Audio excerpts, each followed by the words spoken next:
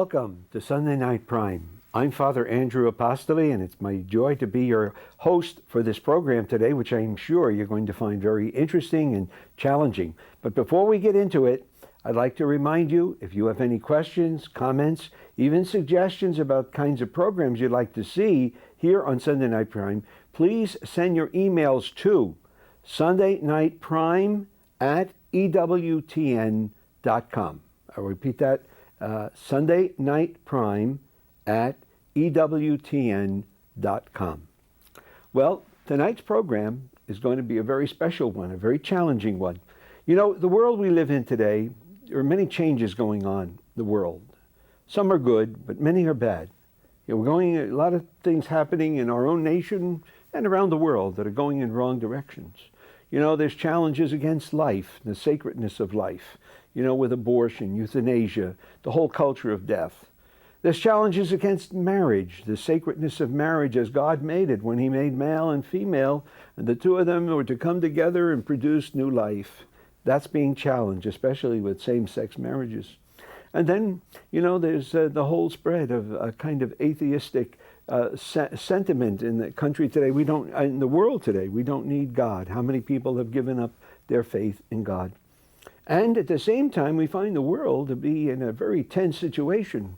You know, nations are possibly going to go to war with one another. We just recently passed through a very tense time that could have led to a tremendous war if it got out of hand. You know, we need to work for peace, and you can only build peace when you respect people, when you try to care for one another. Jesus taught us, you know, love your neighbor as you love yourself. The road to peace has got to be a road based on respect, love, and concern and sharing with our neighbor. And that's why we need examples of those who are going out of their way, giving of their time and their talent to assist others who may be less fortunate than themselves. Tonight's program is going to focus just on that. It's called Houses for Haiti.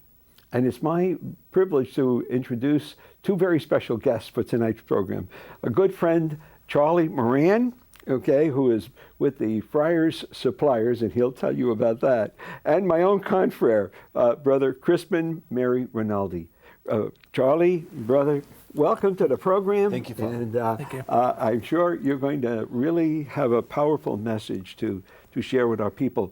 I know both of you have been on Father Benedict's program before, but many of our audience may not remember, or some of them who are new will not know who you are. So let's share a little of your background. Charlie, tell us a little bit about your own background. Well, I own a florist in Lindenhurst, New York, and it has allowed me to do the different things that I do for the Franciscan Friars.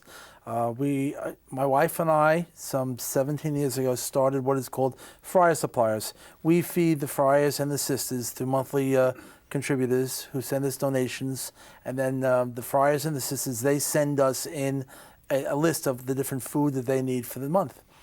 I spend about 40 hours a month just shopping for the friars and sisters, and then it all gets packed and unpacked on one weekend, and where the friars and sisters come out and repackage the food, and it's a great day. And then the next day, whatever friars can't come out, we bring it all into the city to deliver to one central location. Mm-hmm. And you know, and I'm sure Brother Crispin would say this, you know, that without the Friar Suppliers, I don't know how we would live our life, you know.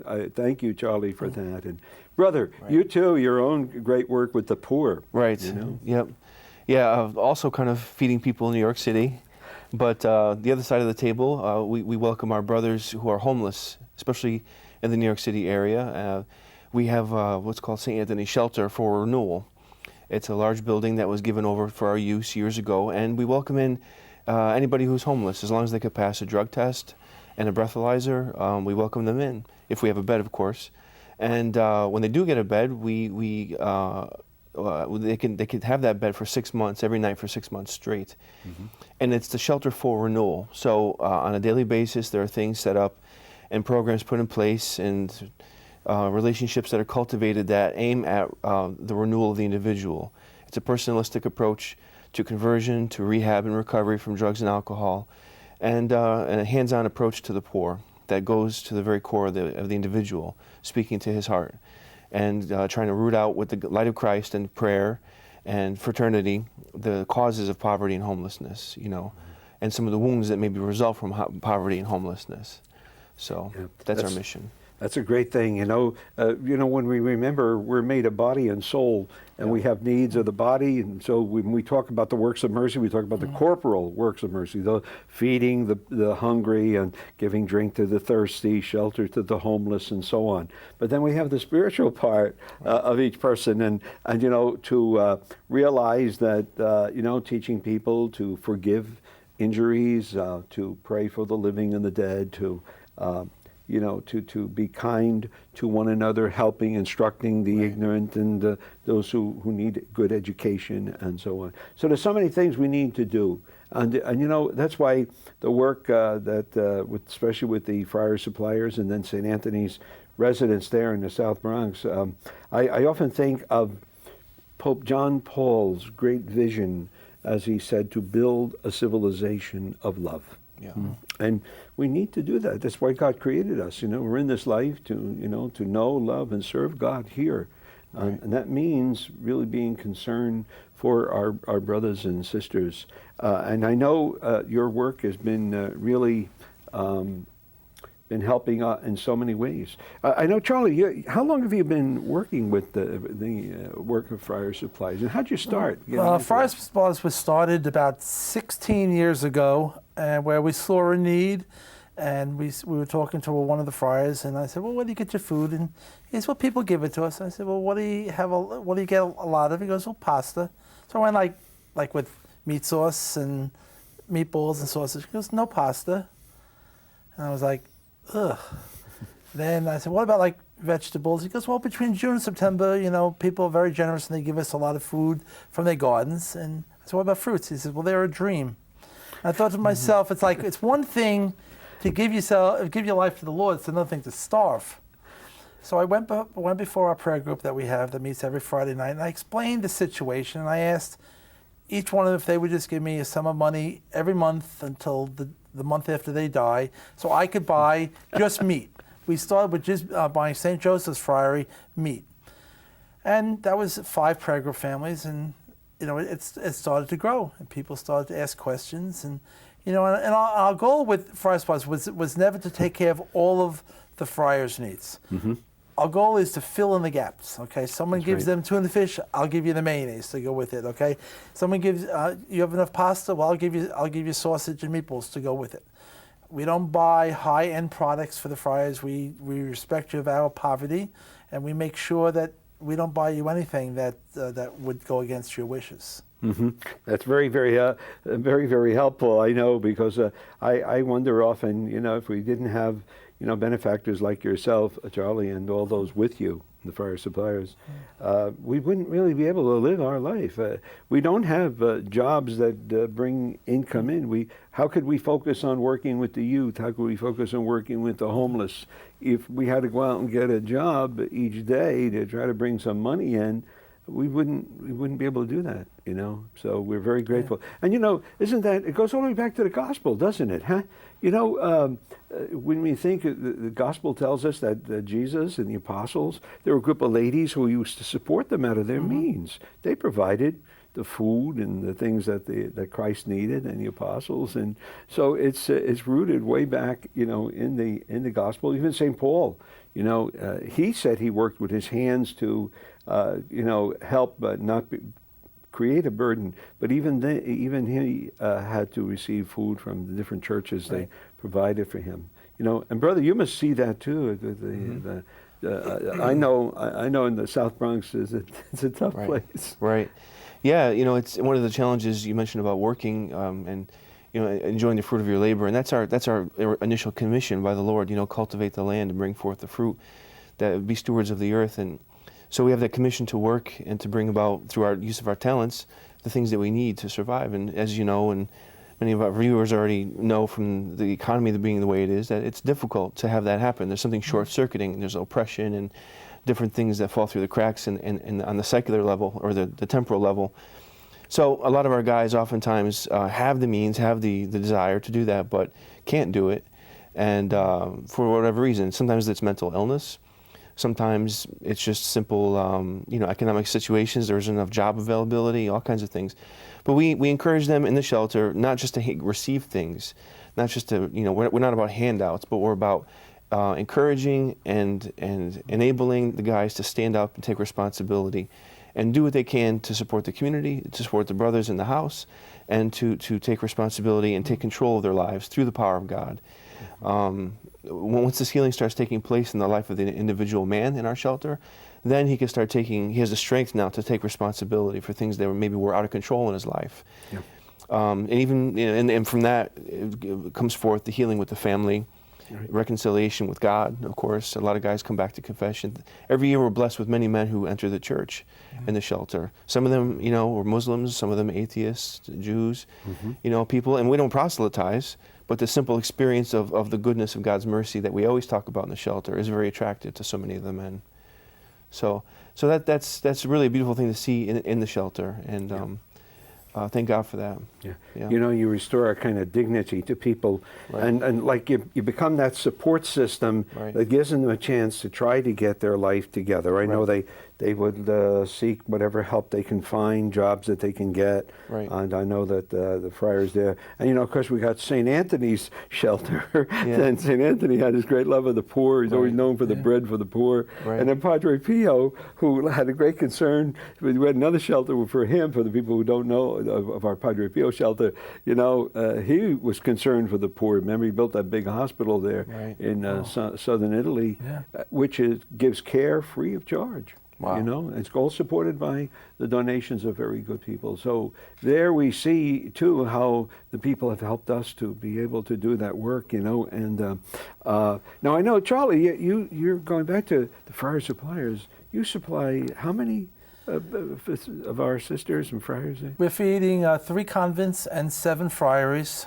Each month we fax a list to the food quester at each place, and those are names I gave them out of the Food Dude. Food Dude is a friar, and a food quester is one of the sisters, and they're given a list of things that they could use, and it's just a wish list, because we're not supposed. They don't expect that I come up with it, but I try, because it's all the food is all paid for through donations. So when the lists come in, I put them underneath the statue of St. Joseph, and I pray that St. Joseph reminds me to buy everything, number one.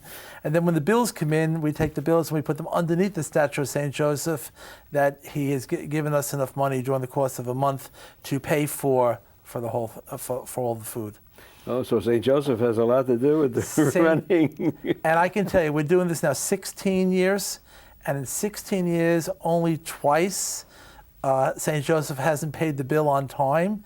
And all I did was, on next month's newsletter, we wrote a little blurb that we were short, and we got all these apology letters from Friar Suppliers that had missed a month for whatever reason. And because I always say that Friar Suppliers are the best people in the world. They don't let the friars down. They let them have whatever they need. Yeah. Well, that's the only way we can keep up, again, the living of our life and the carrying out of our various apostolates, But I know you've taken a great step even beyond, the South Bronx, brother, and the friars and the sisters, and that is moving out into the missions. How did you feel that inspiration? When did the mission work start? In 2003, Father Conrad came to me and said that in a month we were going to Haiti, and he wanted me to come. And I looked at him like he was crazy. I had never been to Haiti, and I didn't know if I wanted to go to Haiti. And he said, let's go, and let's see what God is doing when we go. So we went down for 10 days. We saw some unbelievable sights that no one should have to live like that. No human being deserves to have to live like a Haitian. And I came back, and through prayer, we decided that we would make a difference in the life of a Haitian. Well, God has really used you as an instrument, and brother, you've been involved with that work down there too. So we've got a lot to share. We're going to have to take our break now, but don't go away. We've got so many interesting and very challenging things to share with you. Stay tuned.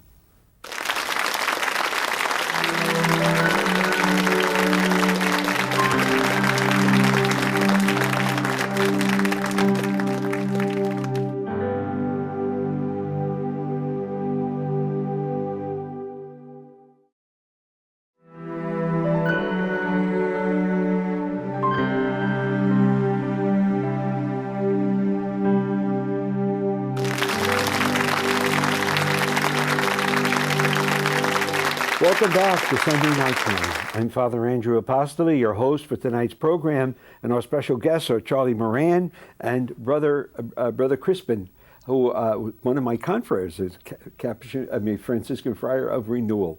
Okay, we're talking the topic tonight. The theme is houses for Haiti, and we're talking about an outreach to the poor. Now, we ended, Charlie, mentioning about how you started going to Haiti. When did you start that? In 2003, we went down and just to do a look and see what we could possibly do. And we walked away with a million things to do because I remember looking out of our hotel window and saying, oh my God, no one should have to live like this. I mean, you look out and it was pouring, raining, and you saw people living in mud huts. And the next day we had a meeting with this prayer group community in Port-au-Prince, and they asked us how could we help them? And I said, I can't answer the question right now, but I promise you next year we'll come back and we'll do a big project. Well, by the next October, we figured out that we would go down and we would rebuild the school and put in a medical clinic. And the school had no bathrooms, it had no electric in it. This was a huge project. We had 31 people come with us. We had 5 friars and 2 sisters come with us in that 31. And in a week, God took care of all of the rebuilding. Isn't that amazing? Wow. And what a difference, of course, something like that makes in the lives of the children, the students there, giving them a sense of hope, a sense of dignity, that someone cares, and, when you realize that someone cares for you, you begin to respond by saying, I have to also care for myself now. Right. I have a reason to go on. And, there's so much hopelessness in so many people in the world today, maybe more of a spiritual kind, and, and we see that in various aspects of our society today, particularly one that bothers me so terribly is the suicide. People having no hope to go on living. And so you were like an angel of hope. Huh? Yeah. That was the beginning. And how did that continue then? You've been working every year? Well, we've been going each year since, and each year we started working with the Little Brothers of St. Teresa. We moved from Port-au-Prince up to the River Freud, right outside Carrefour. And the Little Brothers is the only Haitian, religious community, and they have about 120 sisters, and they have about 85 brothers. They don't have any priests. They use an outside priest to come and say Mass for them each day. And right after the earthquake was in 2010 was our first project with them. They asked us if we could come in and rebuild their church. And I remember looking at Father Leandri, and I said, I'm a florist. I have no capabilities of rebuilding your church. And he goes, you will figure it out.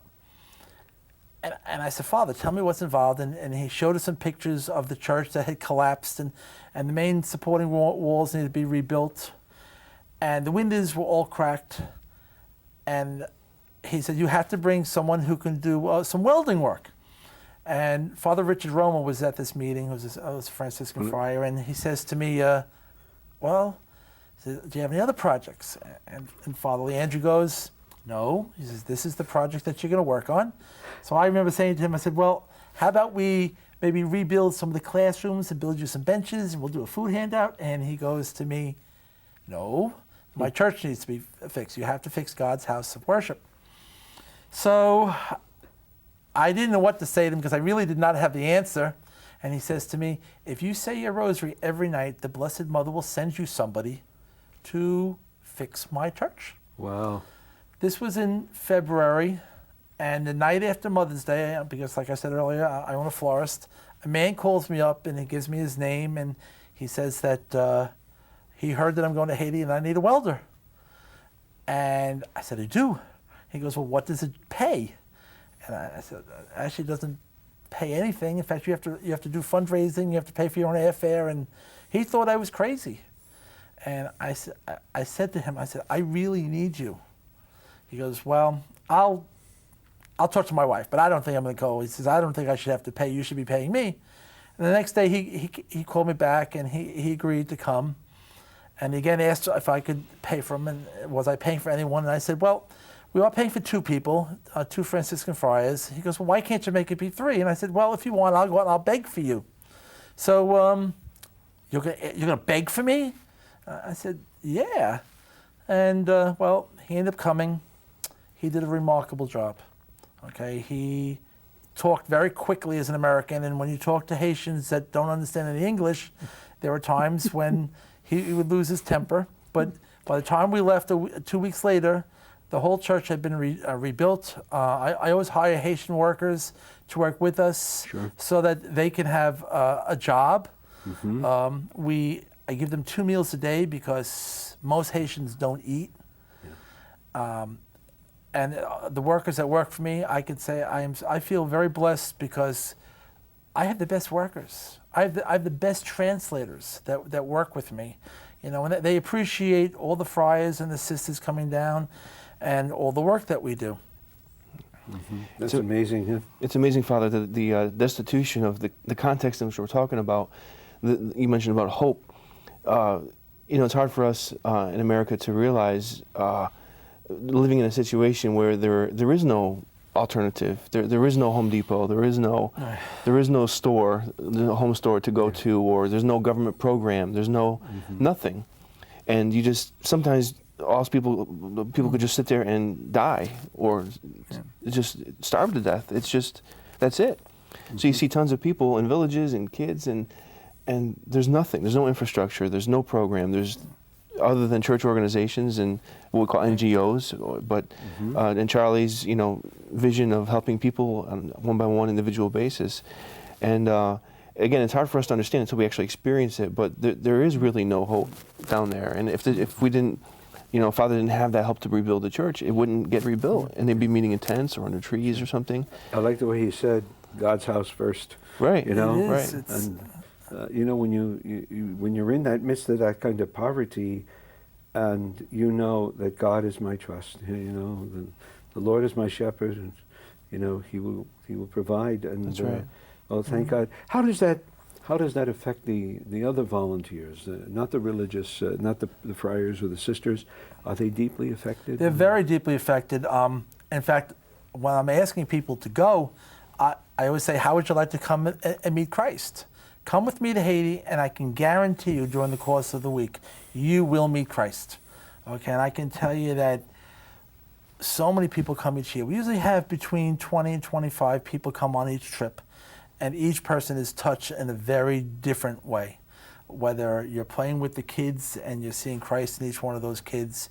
We actually built a medical clinic about 3 years ago, and we run 4 medical clinics a year.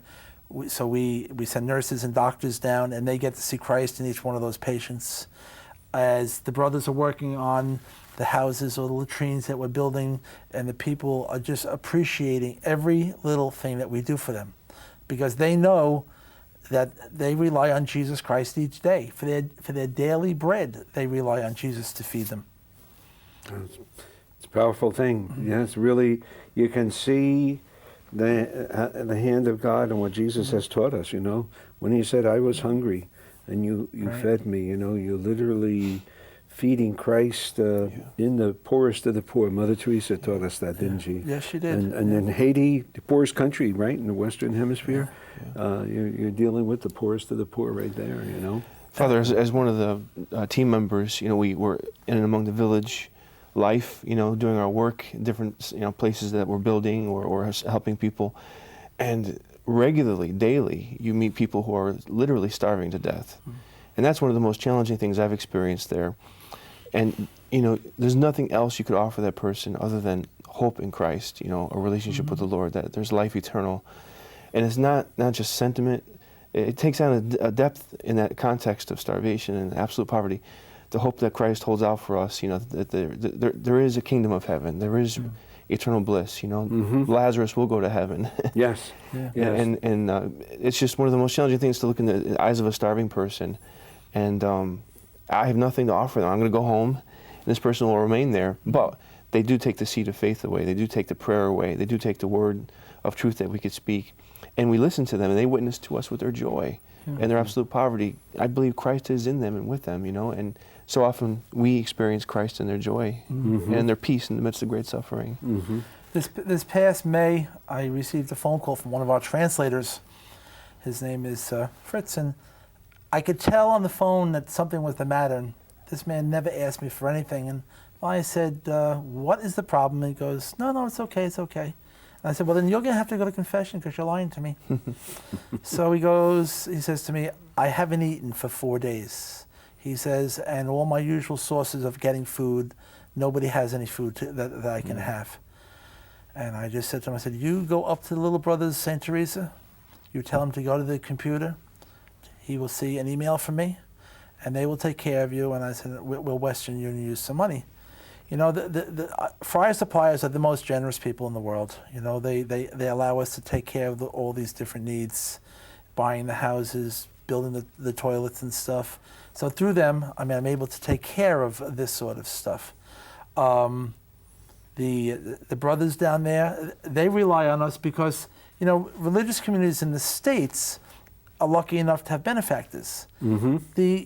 This religious community is not in the same boat as in the States. Sure. Even the community just about starves. Yeah. We need to be helping them, so that they in turn can be helping others. But I know you continue that work even when you're not down there, sending food. Well, Charlie, I know that you produced a DVD, on some of your work. How about if we take a look at that and we'll let the people really see some of the things you've been doing, okay? Sure. We're going to take a little break here so you'll see in action what Charlie and his volunteers and brother have been doing down there in Haiti for these poor people. We first want to say to you that we are very grateful to God for the time that we have been able to be with you here. We have been able to meet many of you in the medical clinic and along the streets. And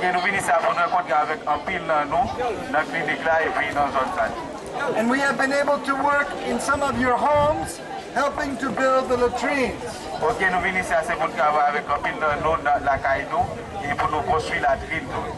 So we feel like we have begun to be friends. And even more than friends, we have discovered that you are our brothers and sisters in Christ. It has been a very wonderful experience for us to be here in these days. Not only have we learned something about you, we have also learned something about ourselves. And even more importantly, we have learned something about Jesus and about the gospel.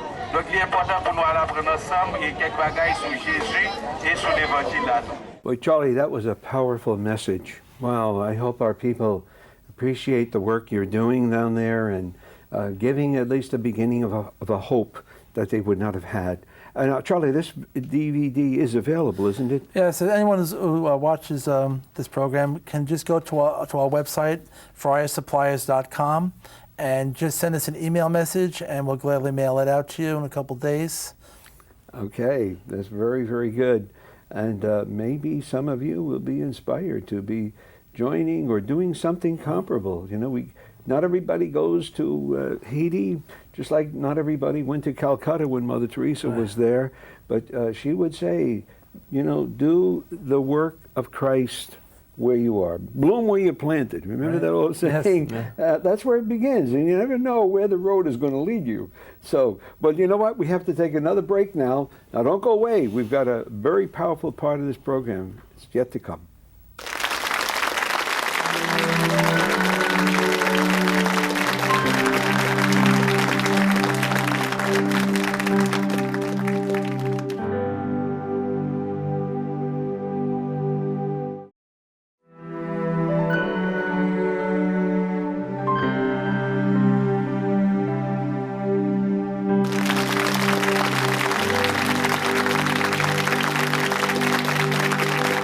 Welcome back to Sunday Night Prime. I'm Father Andrew Apostoli, your host for today's wonderful program, and our great guests here, Charlie Moran and Brother Crispin Mary Rinaldi. Okay, working with the poor. You know, in the Old Testament they said God hears the cry of the poor. Mm-hmm. He takes care of the poor, and you know, we are privileged to be able to reach out to those who are in need, because you know, when we serve them, we're serving Jesus. He said that. He said, you know, whatever you do to the least of my brothers and sisters, you do to me. And, you know, what a great opportunity. And, you know, today, so many people need to move out of, there's so much self-focus. What's it in for me? And to get beyond that, to break out of that, we need to be able to serve others. I remember Mother Teresa told me herself. She said to me, Father, we're only going to know in heaven how many graces and blessings came to us because of the poor. She said, in heaven, God is everything he wants. You know, we can't do anything for God in heaven. You know, she said, so what did God do? He became man. He says, and then we can do something for him, because he said, I was hungry, you fed me. I was thirsty, you gave me something to drink. I had nowhere to live, you built a shelter for me. Isn't that wonderful? And that's kind of the work there, huh? Right. All right, Yes. right? Charlie, I know Very there, much and Brother, the work at the wonderful shelter of St. Anthony. That's right. I know you were talking also, before the show, we talked about the food handouts that you were doing there. And don't you even send some food that during the year down to some of these people? Every month we send barrels down to Haiti, filled with food, medicine, school supplies. The school the Father runs has 700 students in it, so we just were able to get enough school supplies to send down. School starts October 10th this year, so they should receive all the school supplies in time for the beginning of the school year.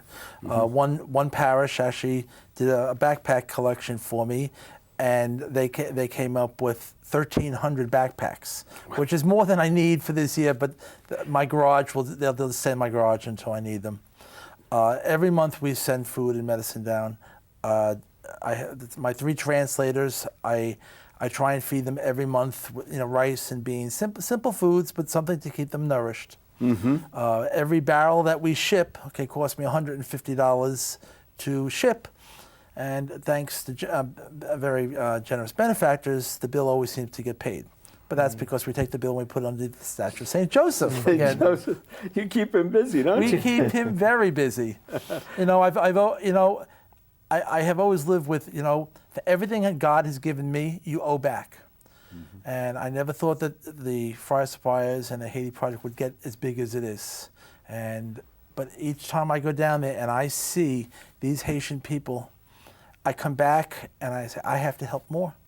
And I'm able to do this only because I have a wife that stands by my side and backs me, and she has to run my store while I'm down there, which is a big job. But she believes in helping the poor as much as I do, and we make it work. All 3 of my kids have been to Haiti because they couldn't understand the transformation in the way I became after going to Haiti. Because I used to be very fussy to cook for, and now I will eat whatever my wife puts in front of me. Because when you see a Haitian person eating nothing, if the mothers don't have anything to give their babies, they scoop up some mud and they make a mud pie, and they just put it on the fire just to cook it a little bit, and that's what they give their baby. Wow, that's terrible. I mean, it's tragic that people have to live. Last year we did a food handout. It was all over, and we had given 500 people 85 pounds of food, and we started cleaning up, and all of a sudden we noticed that there were these little kids running over to where we were handing out the food, and they were bending down on the ground, just picking up the rice and the bean fragments that had fallen on the floor just to eat. I was like, oh my God. Of course we went and we got them some food, because apparently these people weren't on the line to get food, and they just didn't get any. Yeah. So many times during an average mission, we have the clinic in full steam ahead up on top of the hill, and it's several thousand people come during the course of a week for clinic.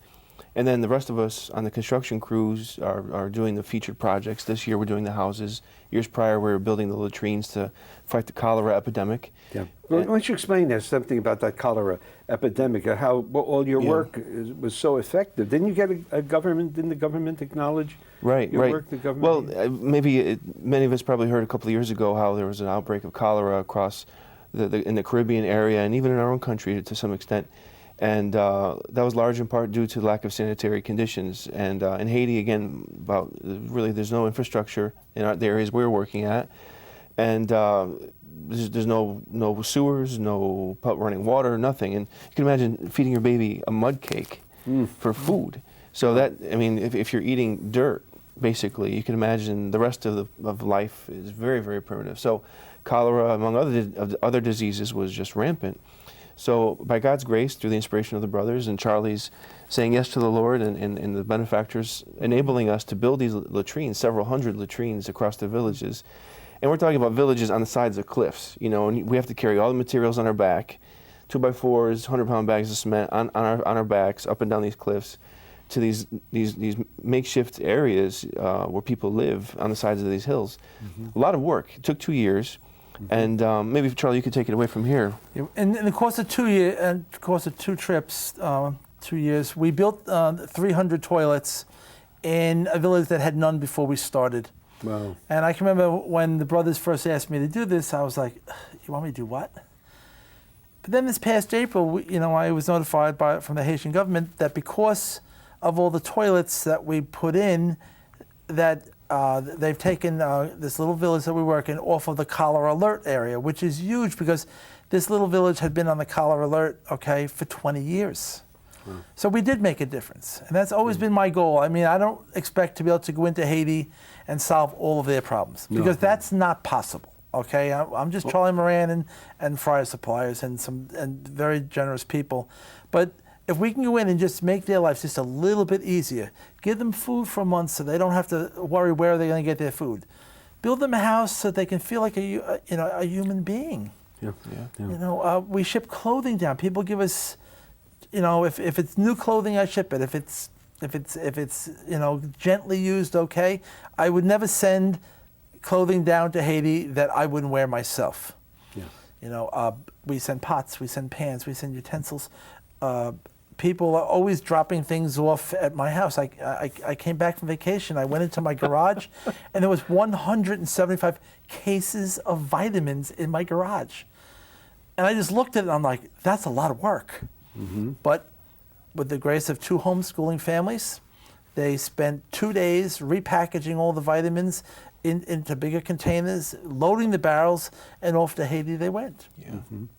Yeah. And along with the toilets, it's really a small little latrine building, Father Andrew. So they use it for bathing as well and changing the children. So there's a whole modesty thing with this too, that people don't have to bathe outside in the open air. So that there's a whole, there's a piece of dignity that I think that was restored to the folks in these villages with those simple metal, corrugated metal houses, and they dug the hole below, which sometimes they were 30, 40 feet deep, and they dug them by hand. Over the course of the year, and maybe 6 feet wide. So it's a huge amount of work they put into it. Again, they themselves were starving while they were doing it, but they did it, and we came in and built a structure on top. But again, there's a whole dignity that was restored there, and along with dignity comes the experience of the love of God in your own life. When you experience your own dignity and you're able to preserve your own dignity, you realize the love of God more in your life. And so there was a whole, body, soul, and spirit connection there with that project. Yeah, and when people, we are very concerned, in our own country for good health and our well-being, and we've been very blessed in America, and that's why it has always been kind of characteristic that Americans were very generous. When there was needs, a tragedy happened, some kind of natural catastrophe, Americans were among the first and most generous to respond. And so this here certainly affords us the opportunity to really help some little child of God. That's what we're doing. And to think, Jesus said on the day of judgment, he will say, "I was hungry and you fed me." That's going to be very important to hear that. Yes. We don't want to hear, "I was hungry and you didn't feed me." Right, right. And maybe a program like this will be challenging to a lot of people because we realize we have so much. And I think you appreciate how much you have when you see people that just don't have that. Right. The old thing about I complained that I had no shoes until I met the man that had no feet. I mean, that's an old saying. I heard that as a kid, and it makes you, very appreciative. Like Charlie, like you said, complain about a meal now because I know people would die to have what I have, so I thank God that we have it, Maybe being more grateful. I hope that's one of the fruits of this program is the people to be more grateful for what they have and maybe more generous in their own way. Sharing, like you said, Charlie, we can't solve the problems of Haiti and can't solve the problems about the world. But as Mother Teresa used to say, we're going to save the world. We do one person at a time. We can maybe help one person to be better, to have what they need, so that they can in turn help somebody else. That's right. Well, I know, like even what we call this program Houses for Haiti, and my idea of a house is not what most viewers' vision of a house. This is not a house with a living room and a dining room and bathrooms. This is a structure of 2x4s, pieces of tin, and a door, okay? And it might be 15 feet by 10 feet, so it's not a big thing, a big structure. But to the Haitians, it's huge. We make them help us lug all the materials from point A to point B, so they can feel that it's theirs. The people are just so appreciative when we're down there. Everybody wants to work for me. I can tell you that. The going wage in Haiti is $5 a day. If you can make $5 a day, you're living good. And I hire 30. We hire 30 Haitian workers to work with us to do the work. We hire about 20 translators because we don't speak Creole, and we hire about 20 translators. We have to hire cooks to cook our food, and so all that comes from benefactor money.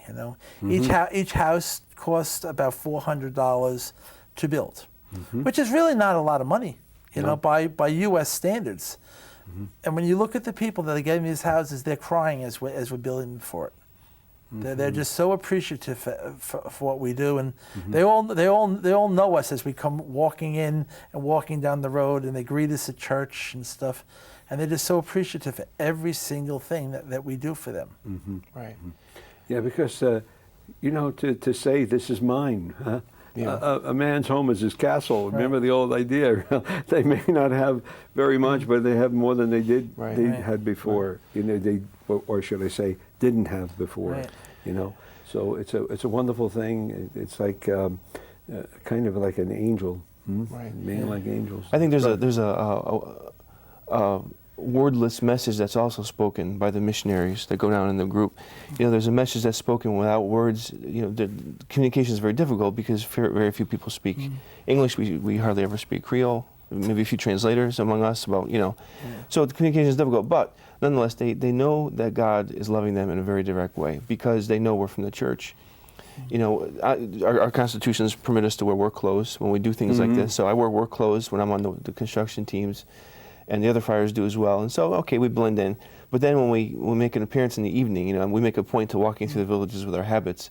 And the sisters, of course, always have their habits. When we go down to the villages and they see us, that, wow, there was a priest building, laying a slab of cement or putting on the roof of my house. It's like God himself. Of course we're not God, but we represent the church, Yeah.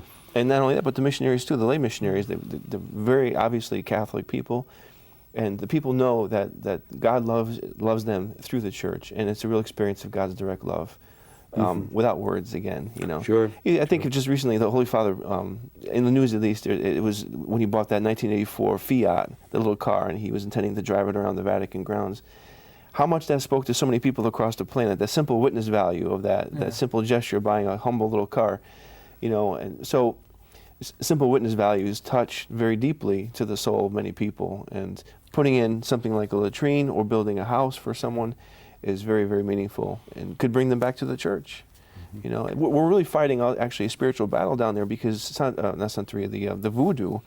Yeah. Voodoo is the national religion, you know, and so there's a real spiritual side of what we do too. We're trying to fight back the powers of darkness through the voodoo, through sensuality, through Western culture, and again, showing that love and that union with the church is the better way. Yeah, and that's so very important, because if they don't have the spiritual strength, you know, to guide them, particularly in a country where voodoo, the demonic, has a hold. Right. You know, they do need the strength that only Christ can give. Only Christ can cast away that kind of evil. Right. And again, they need to sense God's love for them, you know, which is manifested in the outreach to them, whether it's giving them a house, whether it's giving them meals to be nourished on. They need to know God's love and to be strong. And I know now you do also evangelization, direct evangelization, right? With the guys preaching, teaching the sisters, I think. The CFR sisters, okay, last year they started an evangelization program where they go into the school that the little brothers run. And they go each day into different classrooms, and they teach the kids songs in English. We send along a translator who translates it, and it's been going. This was the first year, and we gave it a AAA plus, because in the past the sisters have worked in the medical clinic and they would minister to people in the medical clinic, but going right into the school was wonderful. And then one day the sisters went with Father Harold, who's a friar, and they went down into the village and they walked around and they blessed all the homes and stuff, and the people just love that. They love the interaction, you know, and we bring hundreds and hundreds of rosaries and miraculous medals, and you know, we're blessed when people send us all this stuff, thank God, by the box load, because we have to bring it all down, but we hand it all out. Even rosaries, when we have our food handout, we hand out rosaries with each person. Father Harold, he blesses each person as they're coming through the food line. Another thing about the food is we actually have a woman in Minnesota who helps us feed 9 blind families. Okay? Wow, yes. Tell us about that. I knew we were sharing that before the program. Yeah. This one lady had called me up. She had seen me on Father Benedict's program, and she was she had just become a Catholic at Easter time, and she said, "I'd like you to find some way for me to help." And I was like, "Oh, like what?" And she goes, "Well, I want to write you a check every month, and for you to do something with it." So when I was down there, I was looking for something that she could help with. So I saw these blind people come up on a Wednesday morning to get food. And so I talked to Father Landry, and I said, "Well, how do you feed them?" He goes, "Well, you know, we do our best." So I said, "Well, how about if we take over this project for you?" And he said it was an answer to a prayer. So we now give him money every month to feed the 9 blind families. Last year, when we went down, we built them houses. We then had toilets built for them, so at least they have some dignity. And I mean, they asked me for an arm list of things, and I'm just very, very, I'm not going to give you things just to make your life more comfortable, okay? I'll give you the necessities in life. They are so appreciative. We had brought down a whole bunch of clothing last year, and we gave the clothing out, and they were just so appreciative to get, you know. And I'm thankful to the lady in Minnesota, because without benefactors, I can't do any of this. I can't do any of this. It's, you know, I before each trip, like this trip has $100,000 budget. Wow. God has to come up with all this, you know. St. Joseph has to work overtime. Yeah. But you know, I learned, you know, a long time ago that don't worry about that, because when people know what you're doing, they'll take care of the bill. Right. Okay. I remember the first year I did a project. I didn't go to school to learn how to do missionary work. I'm just Charlie Moran, a florist. I had no idea how I was going to do any of this, and I found that I don't do anything. The Lord does it all. He just uses me to get money out, to carry out the project. And there are times I wonder how I'm going to do it, and it just seems like God keeps on increasing the projects each year. But like so far this year, we already have 7 friars, 2 sisters that want to come on this trip, and I already have 5 other missionaries, and I haven't even contacted the people that came last year. Wow. So I That's think great. I'll be in the 30s this year. Well, you know, this has been a wonderful program. We're coming to the end of it. But, you know, you reminded me, Charlie and Brother, you're saying about how God provides. Mother Teresa, one time, there was this pot of soup on a stove, and she prayed to the Lord. She said, Lord, if you promise me that this pot will never go empty, I promise you it'll never remain full. You give as the Lord gives to us. Right. Thank you so much for what you're doing. We got to end this program. It's been a wonderful program. But let's say a prayer. In the name of the Father, and of the Son, and of the Holy Spirit. Amen. Lord Jesus, you told us that what we do for the least of your brothers and sisters, we're doing for you. Thank you for the opportunity to serve you. And thank you for the work that Charlie and Brother are doing, and so many others for the poor. And I want to bless all of you in the name of the Father, and of the Son, and of the Holy Spirit. Amen. Amen. Amen. Well, now we do a little appeal for ourselves for supporting the wonderful work of EWTN, the Eternal Word Television Network. You know, Mother Angelica, you know, she began this project. Who would have ever believed that a cloistered nun could ever start a television station and keep it going? But you can't keep it going without your prayers and your financial support. And that's why Mother, when she was on the programs each week, you know, she always reminded us, be as generous as you can in supporting this wonderful work, just like the mission work of Charlie and Brother. You know, it's something that needs your support. So be as generous as you can, and as Mother would say, you know, put your donation between your electric bill and your telephone bill. And remember, God will bless you because you're supporting the work of getting His word out. God love you.